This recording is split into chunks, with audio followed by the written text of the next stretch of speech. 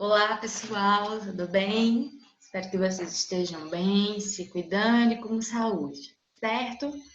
Então, hoje vamos dar início à nossa aula. Agora, o nosso novo meio de comunicação, nosso novo meio de aprendizagem, certo? Como eu falei no vídeo anterior, agora a gente vai se comunicar por aqui, por enquanto, nesse novo processo de adaptação. Continuando falando um pouco sobre a nossa aula anterior, a gente estava falando sobre os processos de conservação dos alimentos. Então, a gente falou sobre o processo de conservação pelo controle de umidade. Então, a gente falou sobre o processo de secagem, desidratação, concentração, que todos esses é conservação pelo controle de umidade, que é retirada da água do alimento. Que isso diminui a atividade de água do alimento e, consequentemente, diminui o crescimento de micro-organismos do alimento, correto? Então, continuando esse processo, agora nós vamos ver a conservação pelo uso do calor. Então, nós vamos ver os tipos de conservação utilizando o calor para o crescimento diminuir o crescimento de micro-organismos no alimento, certo? A gente viu, né? A gente viu a aula teórica e a gente viu a aula prática do controle de umidade. Então, hoje a gente vai ver nessa aula conservação pelo uso do calor, certo? Espero que seja proveitosa. Vamos aproveitar.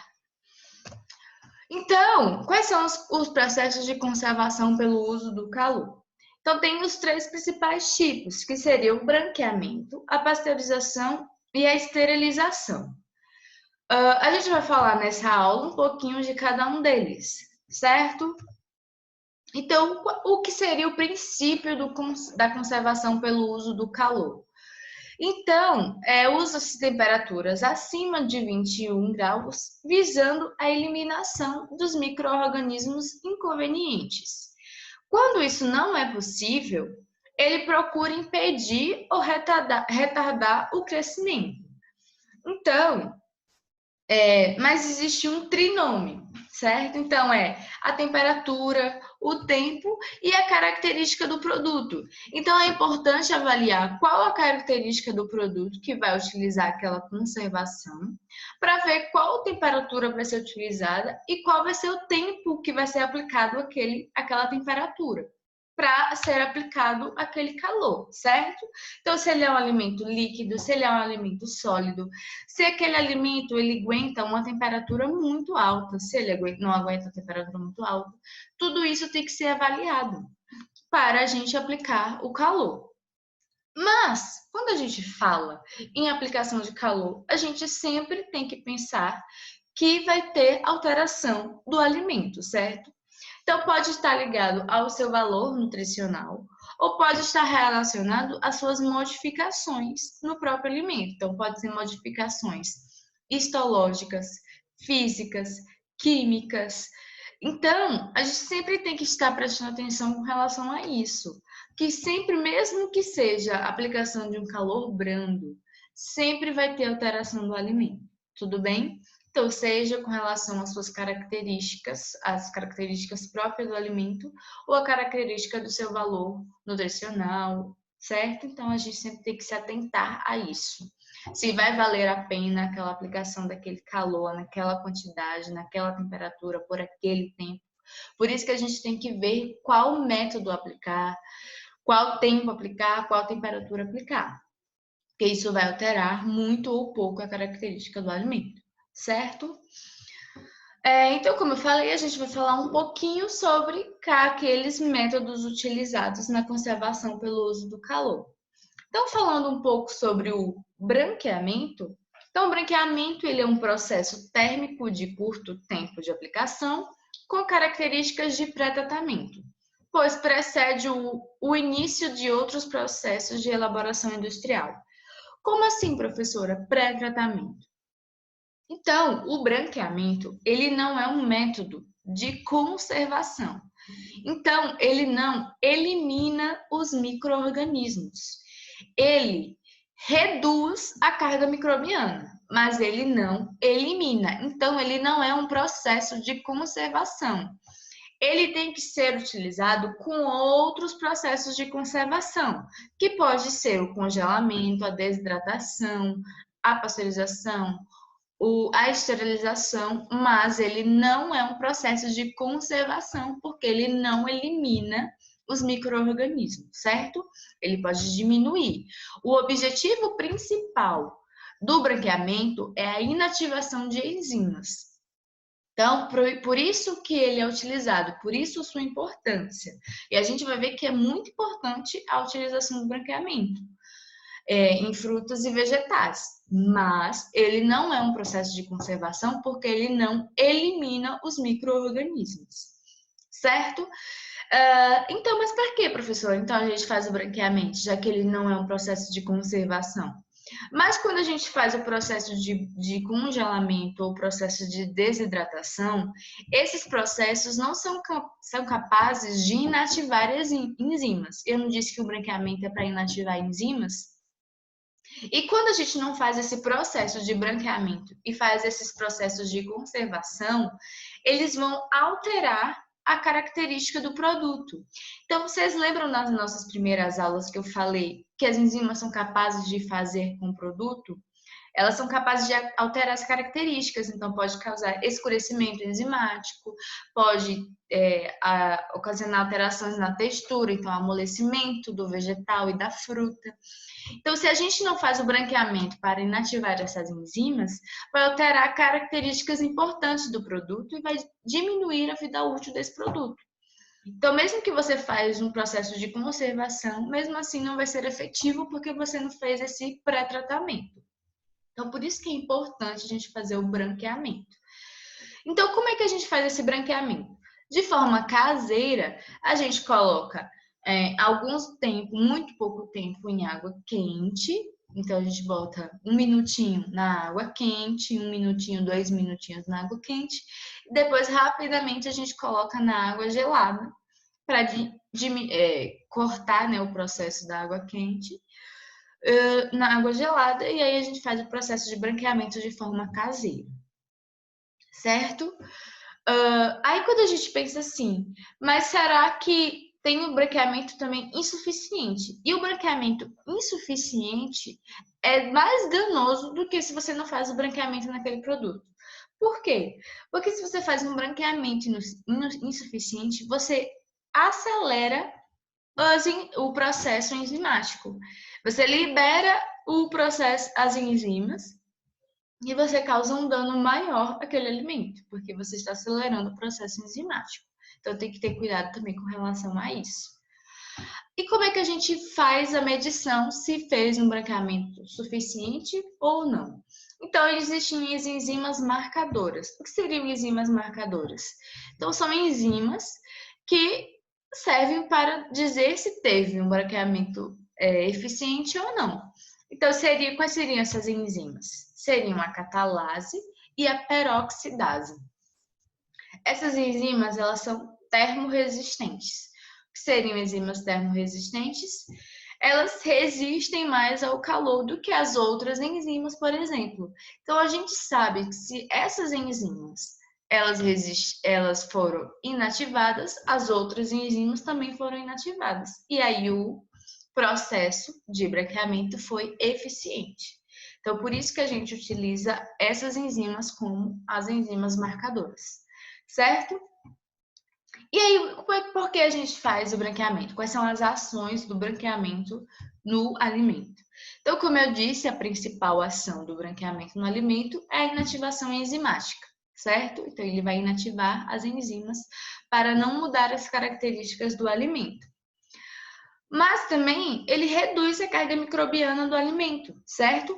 Então, por exemplo, quando ele vai passar por outro processo de conservação, como por exemplo a esterilização ou a pasteurização, se ele passou por um processo de branqueamento anterior, já tem uma carga microbiana muito menor. Então, quando a gente for aplicar o processo de esterilização ou o processo de pasteurização, a gente não vai precisar aplicar um calor, uma temperatura muito alta por um tempo muito longo, porque a gente já fez o processo de branqueamento. esse processo de pré-tratamento. Então, por isso que também é importante, porque ele já reduziu a carga microbiana naquele alimento, certo? Também ele vai abrandar os tecidos vegetais. E o que seria abrandamento? Seria um amolecimento dos tecidos vegetais. Isso é importante quando a gente for fazer um envasamento desses vegetais, dessas frutas. Então, eles têm que estar mais amolecidos, mais abrandados, porque a gente vai fazer o envasamento e eles têm que estar mais facilitados para fazer o envasamento, certo? Também auxilia no descascamento. Então, frutas e vegetais que precisam passar pelo processo de descascamento, quando eles estão mais abrandados, mais amolecidos, facilitam e tem menos perda, né? Então, assim, é importante também fazer o branqueamento. Favorece a fixação da coloração. Então, quando a gente pensa no nosso brócolis, que a gente compra congelado, o brócolis congelado, ele passou pelo processo de branqueamento, certo?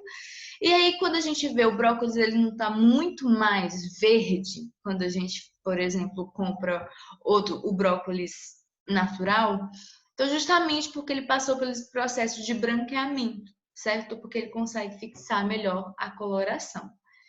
E remove o ar dos espaços intracelulares. E isso é importante também na hora do envasamento da embalagem dessas frutas e desses vegetais.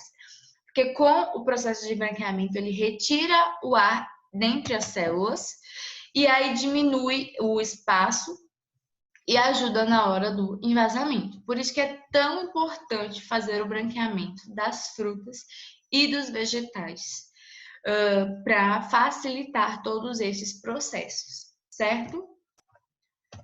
E aí, mas tem fatores que influenciam o branqueamento. Lembra que eu falei no começo da aula que tem os fatores que vão influenciar as características do alimento, vão influenciar o tempo e a temperatura? Isso não vai ser diferente no branqueamento.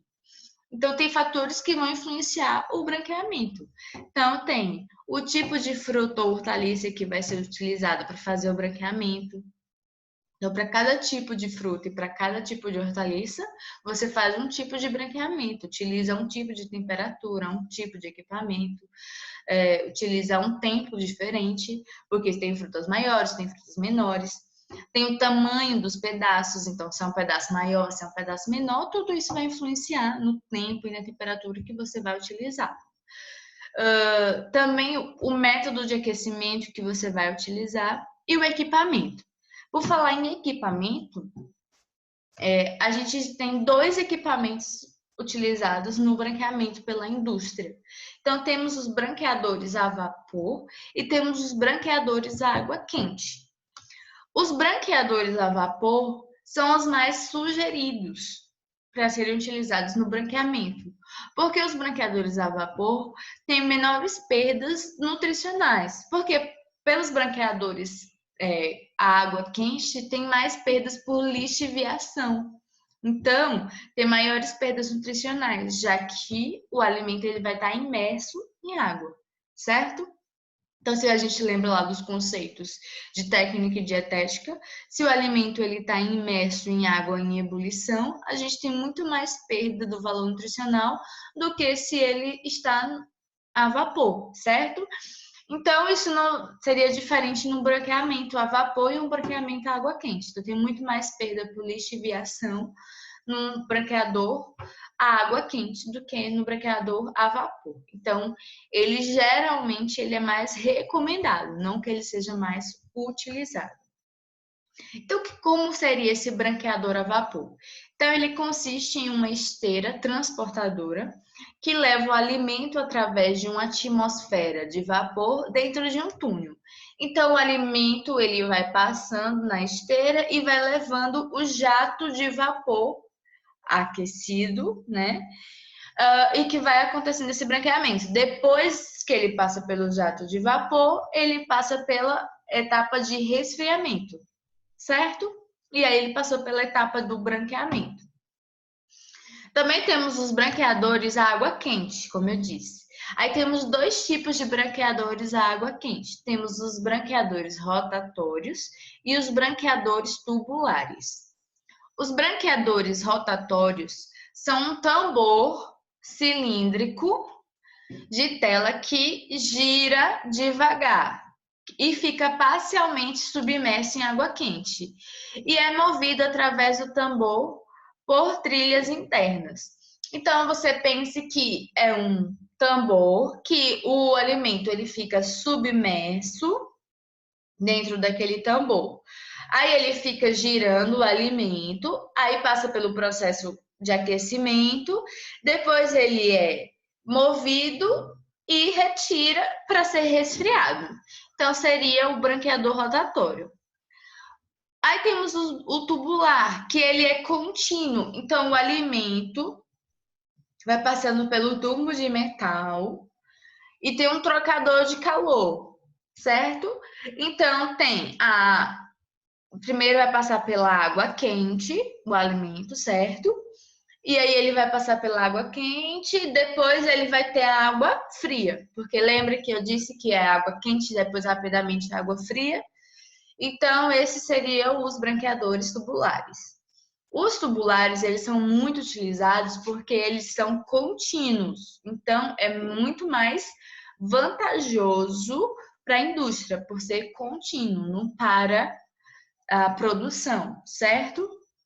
Mas também é caro a instalação, mas ele é bem utilizado pela indústria, certo? Então aqui segue alguns exemplos dos branqueadores que eu falei, dos equipamentos. Então o vapor, que eu falei que aí o alimento ele passa pelas esteiras, o vapor é liberado no alimento e depois ele é resfriado, certo? O rotativo, ele fica dentro desses tambores, desses tambor cilíndrico, tá? E aí depois ele é retido para ser resfriado. E o tubular, então, tem a entrada do produto e ele vai passando aqui que tem a água dentro do tubo, certo? Então, tem a água quente, que é a zona de aquecimento, e depois vem a zona de resfriamento, que é a água fria, porque tem que ser rapidamente em água quente e depois rapidamente em água fria, certo? Porque se você deixa em água quente direto, o que vai acontecer? Vai ter o cozimento do alimento, e não é esse o objetivo do branqueamento, certo? Então, ele fica uma parte na parte do aquecimento e depois vai para a parte do resfriamento, e tem a saída do produto. Tudo bem? Então, quais são as vantagens e as desvantagens dos branqueadores, né? Porque tem as vantagens e as desvantagens dos branqueadores.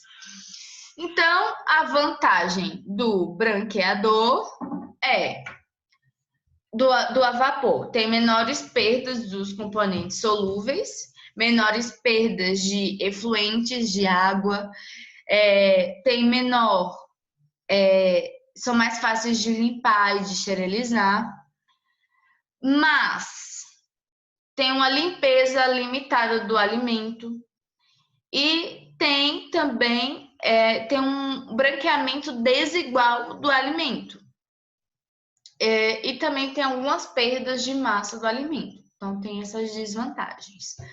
Já na água quente tem a vantagem de ser um menor custo, porque o vapor gasta muito mais energia, né? Então tem a desvantagem. Porém, tem maior consumo de água do que o a vapor e tem maior risco de contaminação, além de maior destruição por lixiviação. Então, maior destruição do valor nutritivo do alimento. Então, tem essas vantagens e tem essas desvantagens. Então, a indústria vai escolher, ponderar o que ela acha que vai ser vantagem e desvantagem, certo? Então, sobre o branqueamento. E quais são os efeitos nos alimentos? Qual é o efeito do branqueamento sobre o alimento? Então, como eu disse a vocês, por mais que seja uma aplicação de um calor mais brando, mais rápido, sempre vai ter perdas. Sempre vai ter um efeito, uma alteração no alimento, certo? Então, vai ter sempre perdas de vitaminas, minerais, devido, principalmente, quando a gente utiliza branqueadores de água quente, vai ter perdas devido à lixiviação. certo? Mas também, independente se a gente vai usar branqueadores de água quente, vai também ter perdas pela destruição térmica, porque a gente está aplicando calor, e vai ter uma perda muito mínima por oxidação, certo? Então, a gente, independente, porque a gente está aplicando calor, a gente vai ter perda de nutrientes, de vitaminas e minerais no alimento, certo?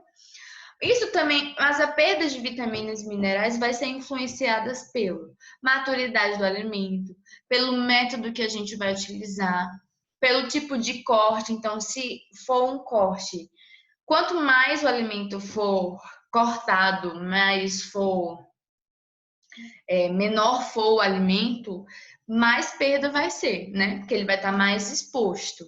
Então, também tem que ter cuidado com relação a isso. E o tempo e a temperatura. Então, quanto maior o tempo ou maior a temperatura aplicada naquele alimento, também vai ser maior a perda de vitaminas e de minerais, certo? E qual é o indicador de perdas de vitaminas e minerais que a gente utiliza? Então, é o ácido ascórbico. Então, quando a gente sabe que quando tem perda do ácido ascórbico, é que a gente sabe que teve perda de vitaminas e minerais. Teve perdas de vitaminas, principalmente.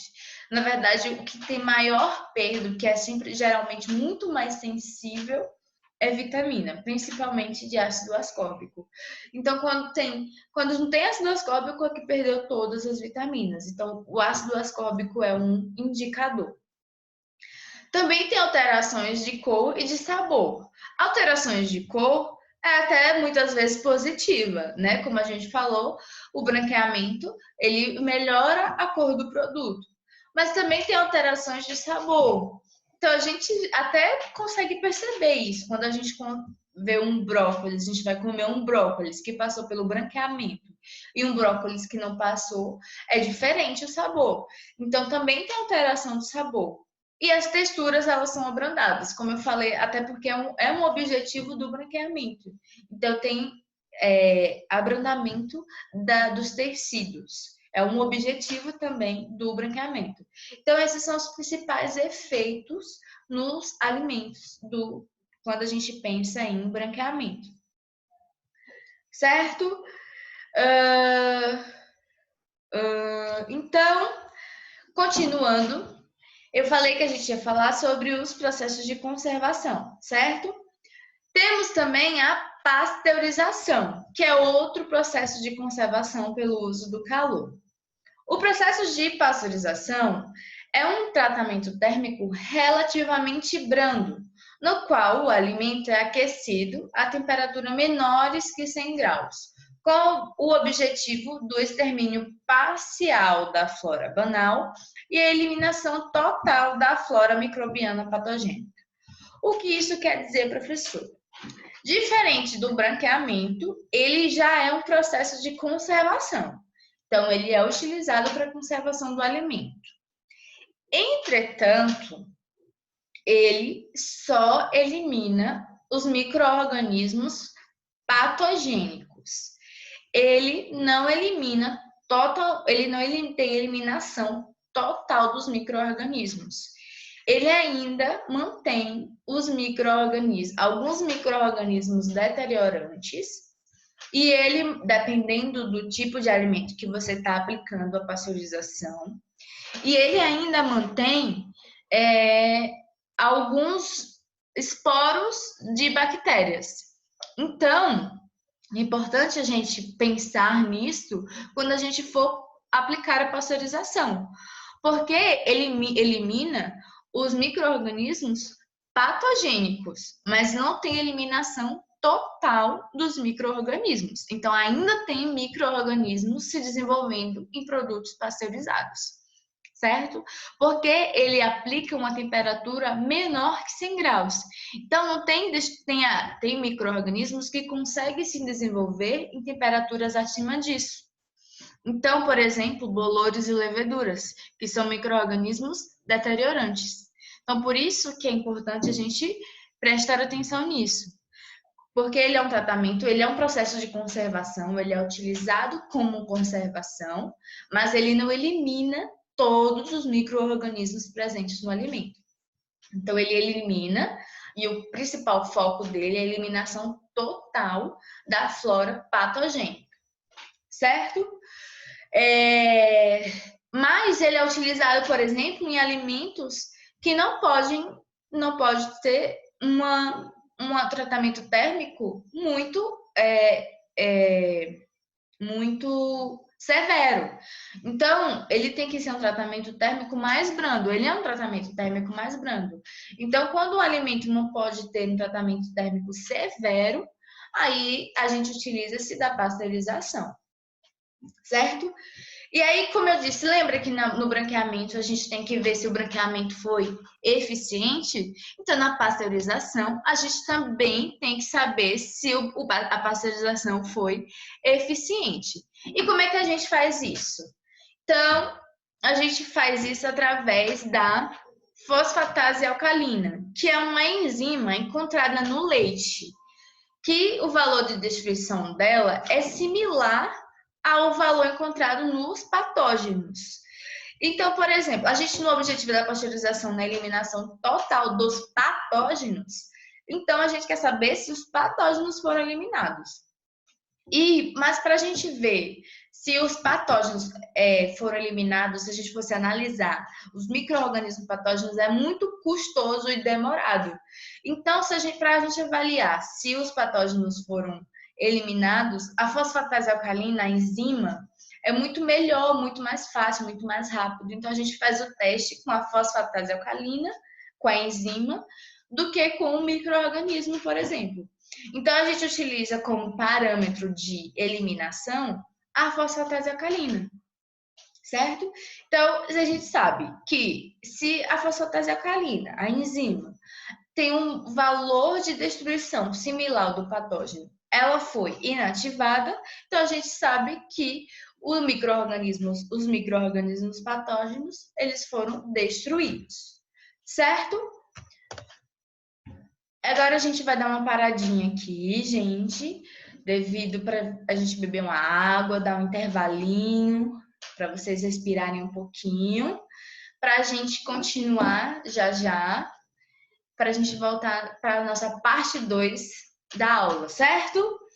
Por favor, voltem para a gente continuar a nossa aula, porque ainda não terminou, a gente ainda tem que terminar, mas a gente vai dar um intervalinho para vocês respirarem. Sei que é muita informação, mas a gente dá uma respirada e a gente continua a nossa aula já. Então, até daqui a pouco, tá?